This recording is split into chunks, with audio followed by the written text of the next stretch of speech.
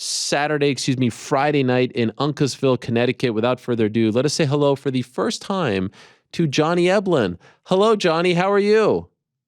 Great. How are you, Ariel? I'm doing great. Congratulations on the win.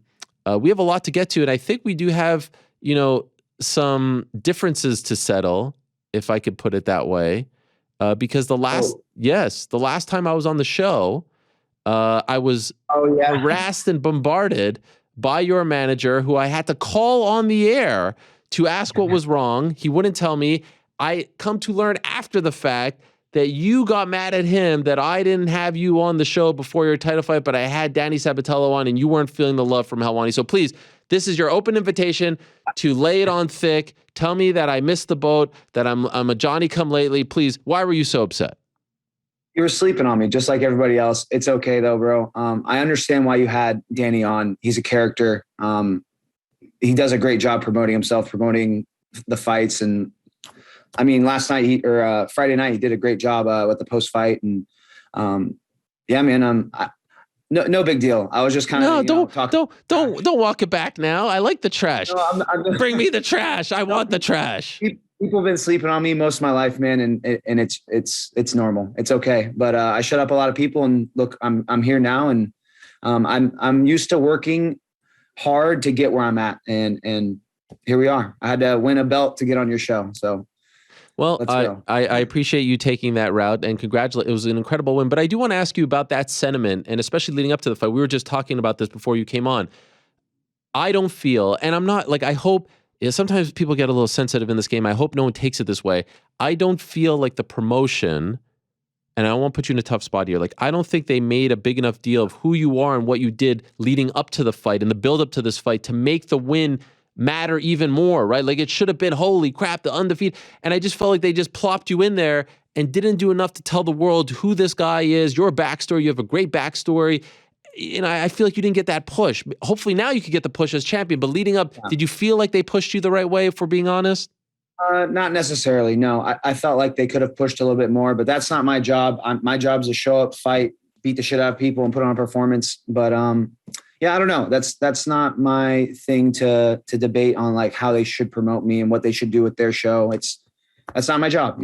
I just do what I'm supposed to do, and they do what they're supposed to do. And I just felt like they could have done a little bit better of a job promoting me and Mousasi. I felt like they were posting a lot more about Mousasi. It was more on his end.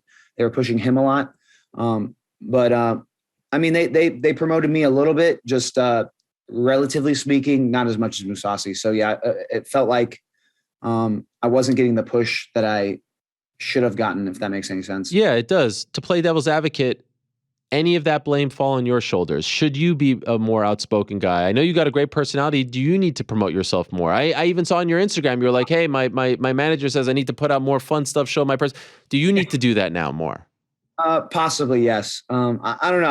I'm kind of the guy that just likes to kind of sit back and just do the work, and then let everything unfold on fight night, and not have to do too much talking or too much, like get in. I don't know. Like, I'm not too big of a character. I just like being good at fighting and being known for that. If that makes any sense. Like, I kind of see what Danny's doing, and like, it entices me to do it because he gets a lot of views. He gets a lot of clicks.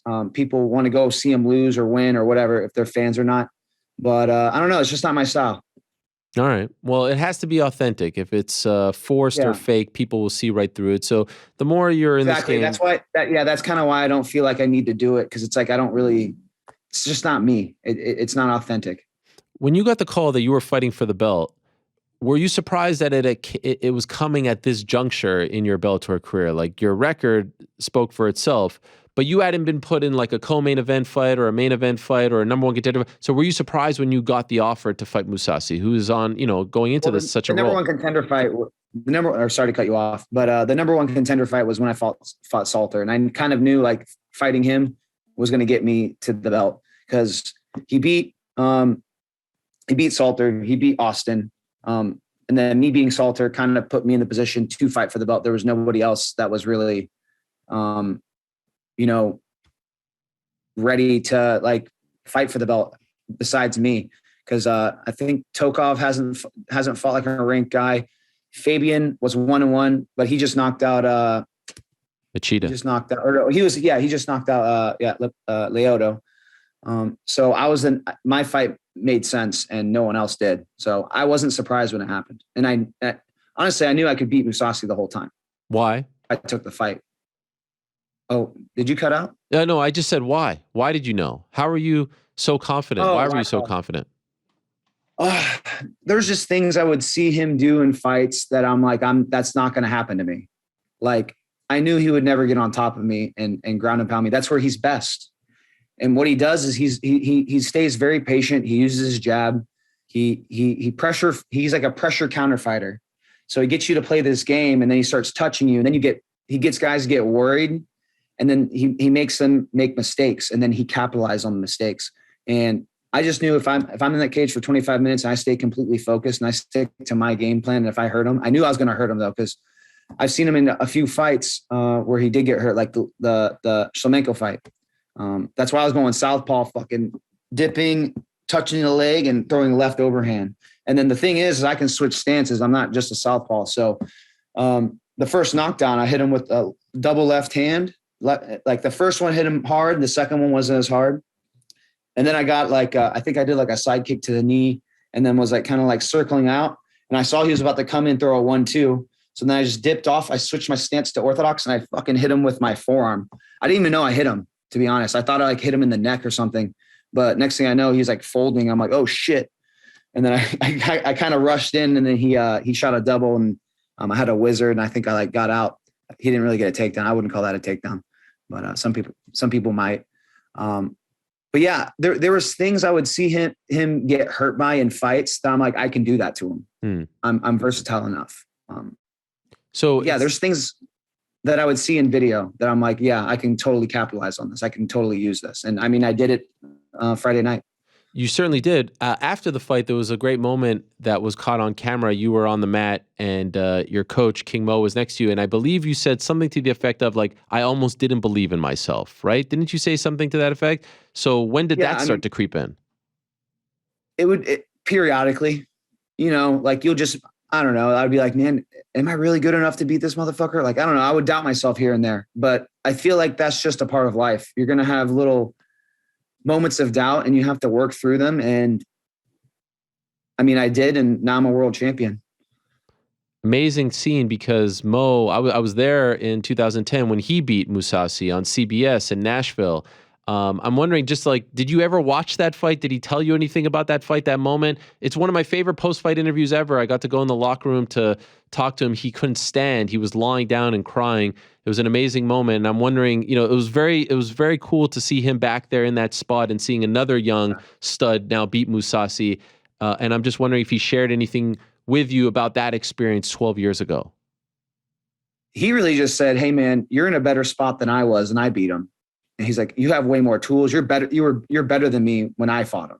Wow. And he's like, this is all you, bro. You might finish him, is what he told me. He's like, you might finish him. Like, honestly, there's probably days where he believed in me more than I believed in myself. And obviously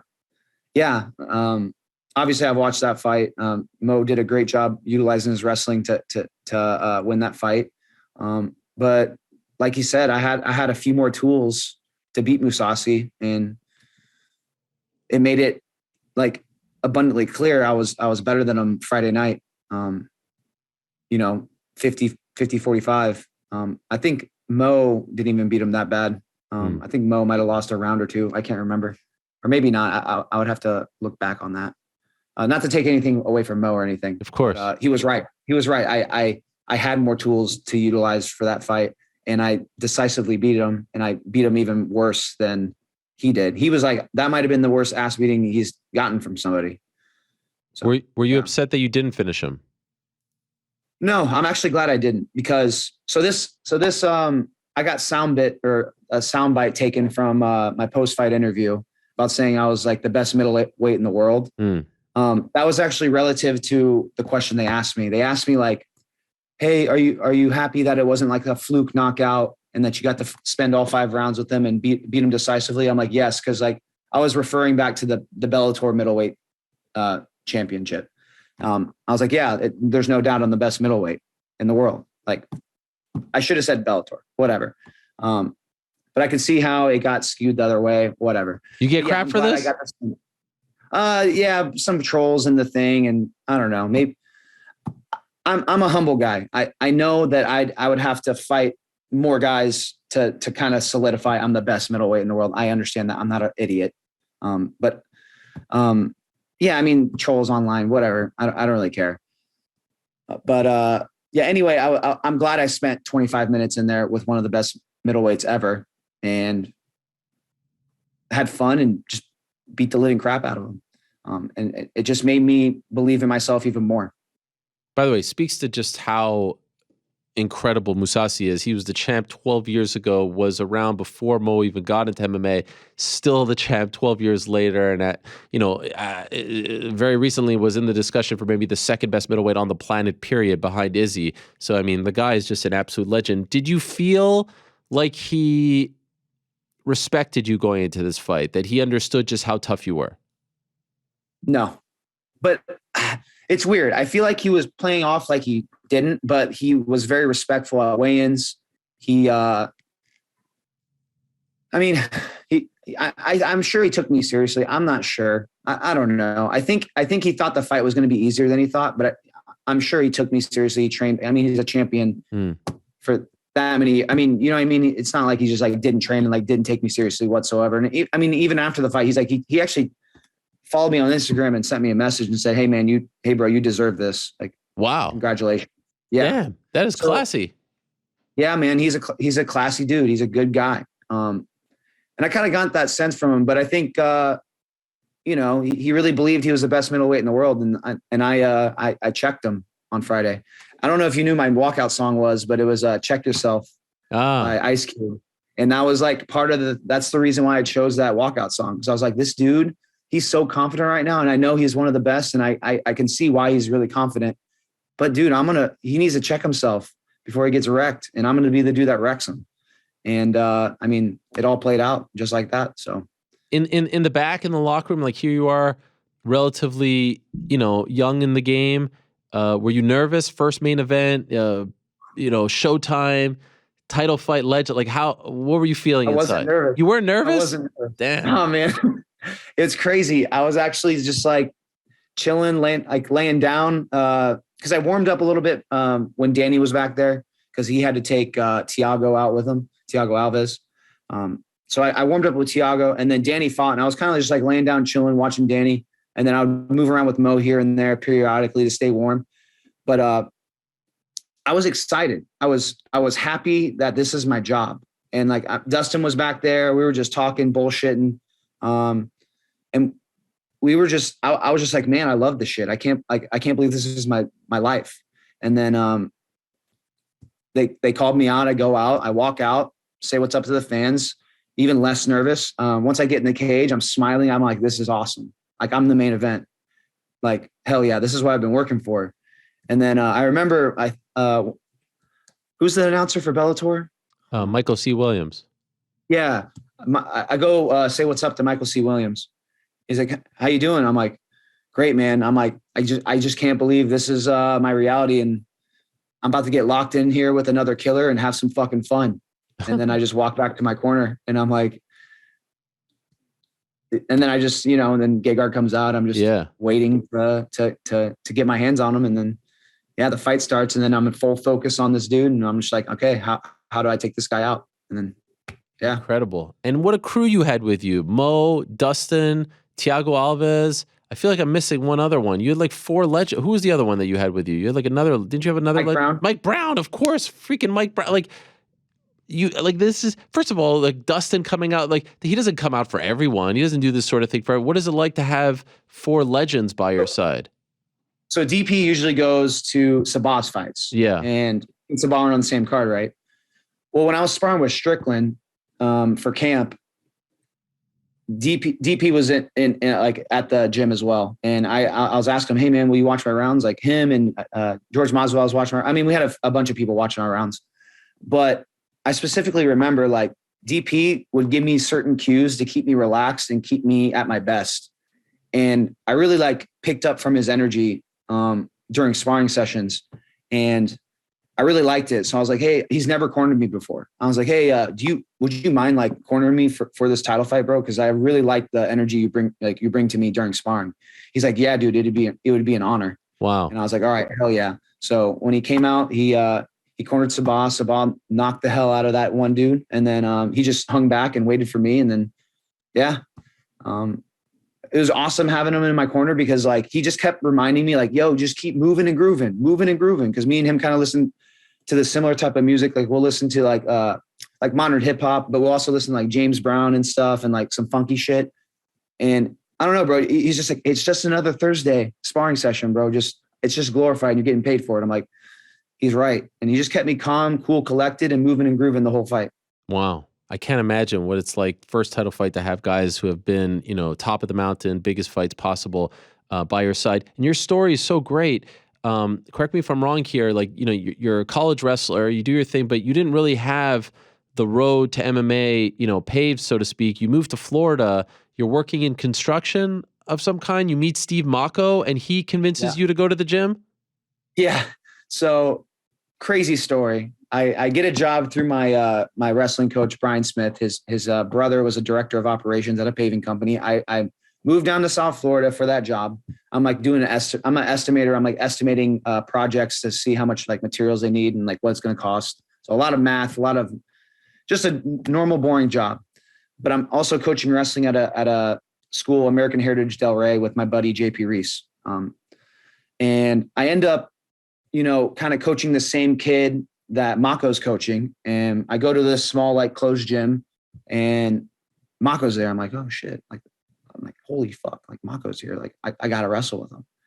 And we get after it. And after our rolls, he's like, dude, you're pretty good. Like, he's like, where are you from? I'm like, Missouri. I just graduated. And he's like, you should come by the gym and start training. You don't have to fight, but like, it would be good to get like your look in there. We don't have that many wrestlers. I'm like, cool. So I end up doing that, start falling in love with it. I'm working and fighting and training at the same time. Just mainly wrestling. I literally have never thrown a strike in my life. And I want to say after a couple months, I took an amateur fight against like some rando, completely like beat the crap out of him. Then I fought like a legitimate guy, my next amateur fight at, I want to say heavyweight or light heavyweight. I can't remember. I think it was heavyweight. His name was Denzel Freeman. End up beating him decisively. And then I actually, after that fight, I decided to quit my job because I talked with Mike Brown and he was saying, hey man, if you want to do this full time, you can stay in my spare bedroom and we'll work something out with ATT and Dan and see if we can sponsor you like to stay at the gym or at a fighter house. So I was like, yeah, bro, I'll totally do this for a living. Like, I love this shit. And yeah, went from sleeping in Mike Brown's spare bedroom to becoming Bellator middleweight crazy world champion. Yeah, man. And if you don't meet Mocco, it happened in 5 years. If you don't meet Mocco, are you still like working in the? I don't go to South Florida. I don't know. Yeah. What happened? I mean, there's glory. Sure. From where I'm from, but it's not the same. Not to take anything away from them, but it's not the same level of gym as ATT. But James Krause is awesome. Like the whole Jason High's there. They have a lot of good guys out there. But yeah, I don't know if this happens if I don't move to South Florida and meet Mocco. And so when you left college, you didn't have aspirations to go down the MMA? Like you weren't a fan? You didn't care? I was a fan. I just didn't really know how to. I had no outlet to train. Like my brother actually did some amateur fights back in the day. He wrestled not JUCO. He wrestled at Central Missouri State and was fighting at the same time. But he ended up he quit fighting. He quit wrestling in college like a few years in, and then he ended up working for my parents. He actually is about to take over my parents' business. They own a coin laundry and a car wash in Kansas City. So he's doing well. He was actually at my fight. It was awesome to see him and my mom, my dad, and all my fans and stuff from back home. So that was cool. But yeah, sorry, I'm kind of getting long-winded. Yeah, no, it's just amazing that like, cause I feel like this day and age, if it was 25 years ago, if you're a wrestler, like, oh, maybe you go to coaching, you go to teaching, whatever. Now it seems like more and more a lot of the, the great wrestlers, American wrestlers, are getting into MMA. And so it's just amazing how you ended up, like, you go to South Florida of all places, which is somewhat of a haven for mixed martial arts. You see Steve Bacco, who's one of the best of all time in American wrestling, but also a coach, and and then you're sleeping how long did you sleep in Mike Brown's spare bedroom for? I want to say about 3 months. And the funny thing is, bro, he's like, hey man, you can stay there, but I got to go corner. Like, I think he had to go corner like Kyoji or something. So like the first day I go, right, I show up at Mike's house. His girlfriend's there. I'm like, what's up? Like, hey, just random dude, just like staying at like, at his house. But she was really cool. It was all like, it was normal. It was all cool. But the fucked up thing was Mike was out of town and then there was a hurricane on the way. Oh no. So I'm like, and it's like me and this random girl I just met. I'm like, we're trying to like figure out how to like board up the house and like prepare for a hurricane, and like ended up not hitting us, but holy shit, it was a very interesting like first week when I moved into his house. Amazing. That's the part, honestly, that people don't appreciate and understand. All the coaches, all the managers who let young up and comers stay with them for free, spare bedroom, whatever, and then just with the hopes of it paying off. Your situation worked out, you paid off, but there's a lot who don't pay off, and they just do this out of the, like Mike is, salt of the earth type of guy. He didn't have to do that for you.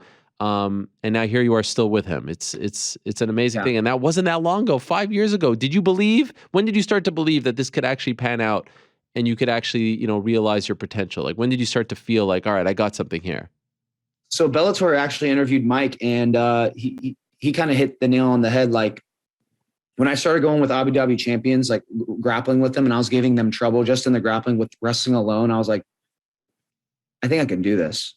Like, that's just the grappling aspect. Like, I didn't even, but like the fact that I was like that far ahead without any experience, I'm like, I can actually do this. If I just sort out the striking, I can be a world champion. I can be one of the best in the world. No doubt in my mind.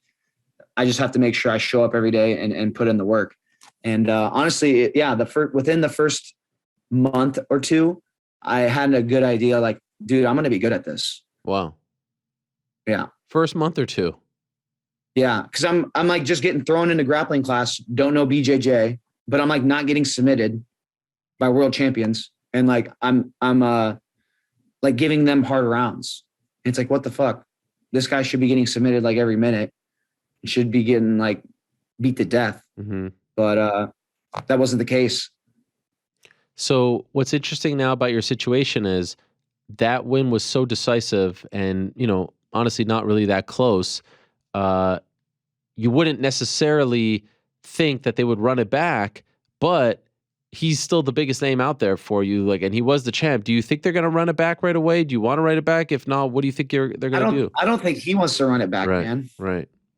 He felt my presence. He's like, fuck, this kid's good. And he's only gonna get better. Like, dude, give me 4 more months. Like, I'm only gonna get better. Like, that's the issue. Like that's and it was so decisive. Like, I don't think we have to run it back. I mean, I would be willing to. I really don't care. He is the biggest name in Bellator right now. And honestly, the whole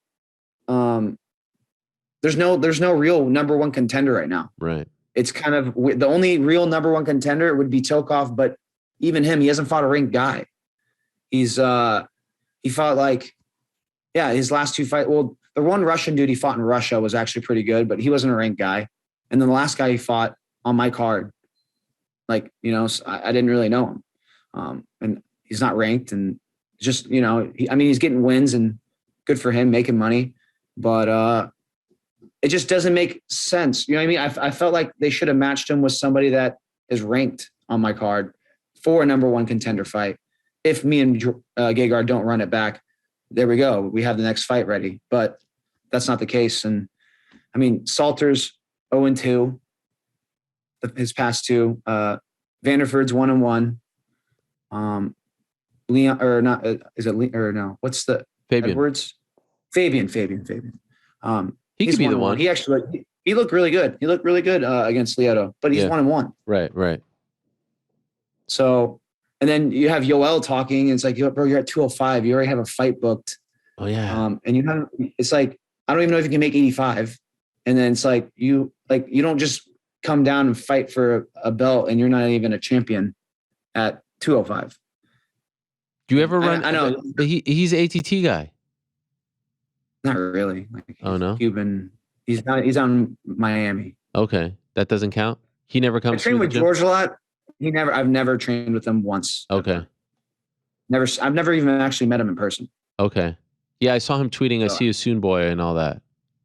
Yeah, but I don't even know what that means.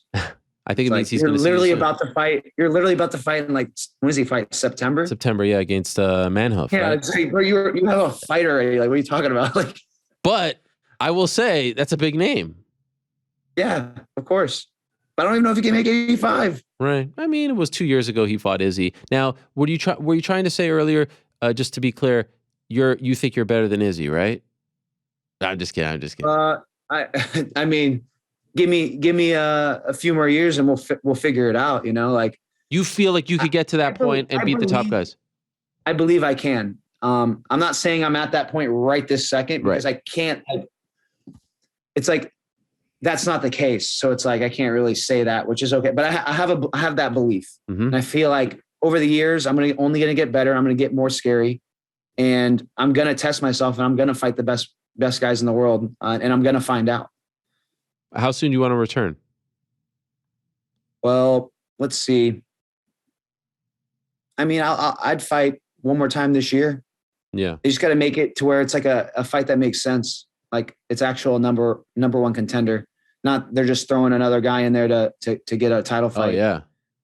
Like, because that's where I feel like the middleweight rankings are at right now. Like, no one's like decisively the number one contender. Look at you calling the shots now. I'm calling the shot. I like it. Job. You tell them what's what. You're the champ, damn it. You just beat the number one guy. You tell them what's what.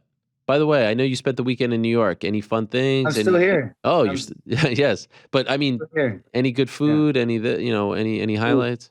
Great food. I went to Catch. Oh yeah. I saw that. Yeah, that's good. That was amazing. Yeah, amazing. Best sushi I've ever had. I had like a Wagyu roll. I'm like, this is amazing. Yeah. Best sushi I've ever had. Also I think I got the filet. The filet was really, really delicious. I'm about to go to, where's the place I'm going to tonight? One of my sponsors, Quy Tran, he owns Vietnamese restaurants out in St. Louis, and he's a big foodie. And he recommended that I go, where's this place? He said, I think it's Ed's Lobster Bar. So I'm going to try that out tonight. Okay. Look at you living like a champ. Lobster, Wagyu. I mean, this is big time stuff. You deserve it. You deserve it. Yeah. You get a bit of a bump? Do you get a bump in pay when you become champ? Yeah. I mean, I already had I had it sorted out already, like with my previous contract. Okay. Like I already know how much I'm going to make my next fight, and I'm not complaining. Good. And I think we might be up for a renegotiation after I defend it. So yeah. But who knows? Who knows what happens? I'm not really too focused on that. I'm just focused on getting better and putting on good performances and becoming the best middleweight in the world. Because I believe I'm one of the best. But that's not my job. That's my manager's job. And I trust my manager. He's awesome. Shout out to Brian Butler. Yeah. Sucker Punch. You have a great one by your side. I know he can harass people, so we know that he's good at that. He's probably harassing me right now. No, he's like, you should have had Johnny on before. You should have had him on before. The best part about it was he was harassing me. Hey, you could have. I could have. Listen, I'll take some of that blame. But he's harassing me while I'm live on the air. The guy doesn't even know that I'm doing my show while he's harassing me to get someone on. I mean, if you're gonna harass me, at least know the schedule. Is all I'm saying. Oh man, yeah. But it all worked out. I was just saving it for the big victory interview on the Monday after. Here you are. Appreciate your time. The first of many. Congrats on the big win, my man. Incredible stuff. Thank you, sir. I appreciate you taking time and let me be on here. And yeah, it was awesome. We'll do it again soon. Yeah. Yep. I look forward to it. Johnny Eblen, the brand new Bellator middleweight champion.